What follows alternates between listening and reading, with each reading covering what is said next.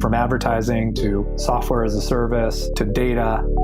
Across all of our programs and clients, we've seen a 55 to 65% open rate. Getting brands authentically integrated into content performs better than TV advertising. Typical lifespan of an article is about 24 to 36 hours. If we're reaching out to the right person with the right message and a clear call to action, then it's just a matter of timing. Welcome to the MarTech Podcast, and I Hear Everything production. In this podcast, you'll hear the stories of world-class marketers that use technology to drive business results and achieve career success. We'll unearth the real-world experiences of some of the brightest minds in the marketing and technology space so you can learn the tools, tips, and tricks they've learned along the way. Now here's the host of the MarTech Podcast, Benjamin Shapiro. Welcome to the MarTech Podcast. I'm your host, Benjamin Shapiro, and today we're going to talk about audio advertising from one of the biggest players in the space, Spotify. Joining us is Ann Piper, who is the head of client partnerships at Spotify, which is the largest music and podcasting streaming service provider with over 500 million monthly active users. It's a brand you know and love. Yesterday, Ann and I talked about Spotify's vision for digital audio advertising, and today we're going to talk about their All Ears on You ad campaign and the impact it's had on their media business. All right, here's the second part of my conversation with Ann Piper, the head of client partnerships for the U.S. vertical team at Spotify. Ann, welcome back to the MarTech Podcast. Thanks, Ben. Great to be here. Excited to have you back on the show. Thrilled to have a representative from Spotify. What a treat for us here. Like I said yesterday, audio advertising, performance marketing, brand building. This is all the things that we love here as a MarTech-focused podcast. And today I wanted to ask you a little bit about marketing at Spotify and how it relates to helping you grow your ad business.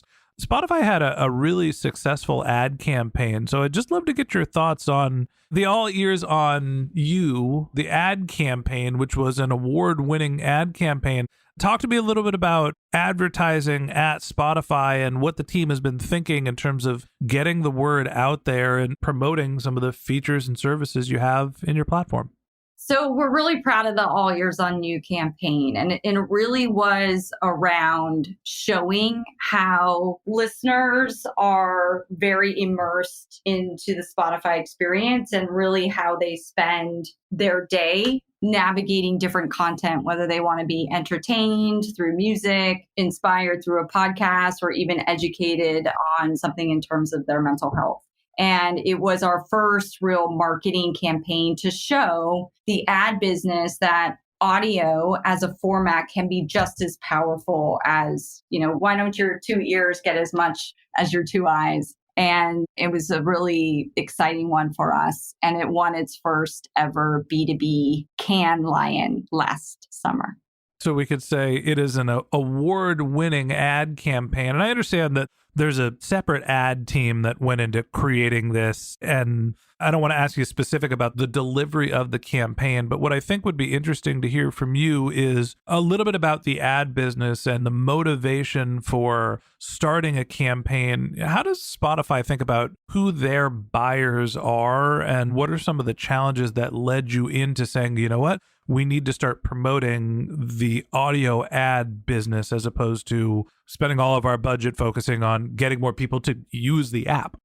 Over the last couple of years, we've really continued to invest in the ad business and showing the market that advertising, any consumer on Spotify is important, whether you're paying for the service or you're listening via the advertising experience. So this was a real opportunity for us to continue. To your question on the buyers, how do we continue to show brand marketers, creative agencies, CMOs that Spotify plays a role in the consumer experience and the daily consumption? And you need to start thinking not only about what your video or your sight, sound, and motion brand guidelines are, but how do you really incorporate audio into your brand guidelines? How does sound show up? How are you thinking about the ways in which you want to be associated? And at the end of the day, it's really about the creative process and really trying to not just take what you create in video and making it audio, that it really requires its own opportunity and investment.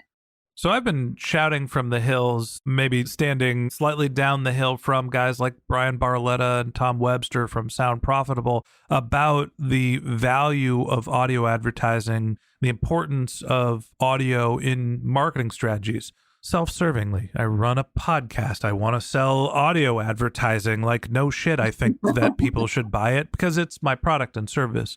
You're uniquely positioned to tell us a little bit more broadly about the adoption. Are you seeing more, you mentioned brand marketers, agencies, CMO, turning towards audio ads? Is it becoming a larger part of the enterprise level marketers marketing mix? And then is that starting to trickle down to your mid-market and your startup marketing campaigns as well? Yes, we are definitely seeing much more traction across. My remit is around the top 150 clients, but we're seeing it across really our enterprise and mid-market clients as well. So intuitively, marketers are saying we understand that consumption's there in digital audio and Spotify as a platform. And we're really continuing to look at how do we educate, number one, our creative agency, and number two, the brand marketers who own actually the budgets and they own the marketing, the brand messaging to incorporate that into the campaign. And then ultimately MMM models. We continue to look through how can we also have a seat at the table in terms of measurement and making sure that we are tracked appropriately as well. There's a marketing influencer, Chris Walker, I think he works for Refine Labs, that has been talking or coining the term dark social. Are you familiar with the term? I am. Okay. Dark social, for anybody that isn't familiar, is all of the things that you're doing in marketing that don't drive the last click, that you can't fit into your marketing attribution. And podcasts are one of the leading contributor, where if you ask someone in a post-purchase survey what influenced them to make a decision to engage with your product or services, podcasts will be disproportionately weighted positively compared to what your last click attribution. Google gets credit for all of the transactions because whether it's search or paid advertising, maybe Facebook as well, the social media advertising, those are the last touch point. But what actually gets people to understand what your product and service is word of mouth referrals, podcasts, videos that don't have great attribution either. So as we start thinking about this concept of dark social, what do you advise marketers to do to try to recognize the value and reprioritize where audio, podcasting, even music should be in their marketing mix? Well, it's a hot topic right now.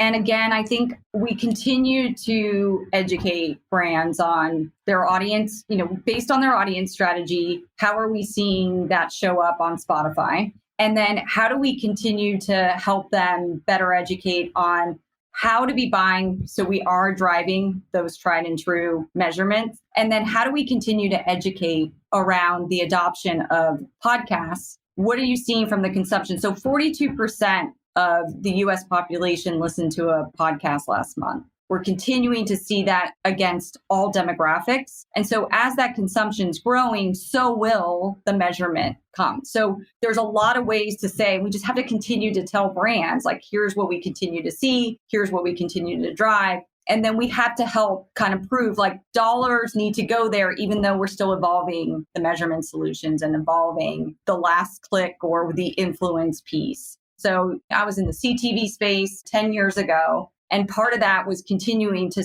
look at the CTV space now. And so we have to continue to show that the consumer adoption needs to follow where brands need to be, and that all that impact and measurement will follow as a result. Last question I have for you today. We started talking off about the All Ears on You campaign and how that's meant to help educate marketers on the value of podcast advertising. And I think that there's a couple different hurdles where some marketers might say, look, I don't know how to evaluate this channel. Part of it is the performance marketing. Part of it is the best practices when they're setting up an audio ad campaign. You work with most of the biggest brands in the world that are audio advertising. Talk to me about what advice you have for some of the brands that are getting started with audio advertising, not necessarily just to prove the validity of the channel, but what do they need to do to make sure that their campaigns are successful? So I think a couple of things. Go to ads.spotify.com so you can see how we've helped other clients and other marketers such as them in their space. I also think we see that our first party audience targeting, what they're doing in terms of moods and moments and altering creative in order to help drive that is also really important. And at the end of the day, I also think you need to have a multi-format strategy. Yes, Spotify, most of the listening is done via an audio experience, but there is, for every 5 minutes of listening, 1 minute is spent looking at the screen. So make sure you have the consultation and the actual way in which you're going to drive the most impact on platform. Start to look at some of the examples of creative to help you fuel how you should be buying.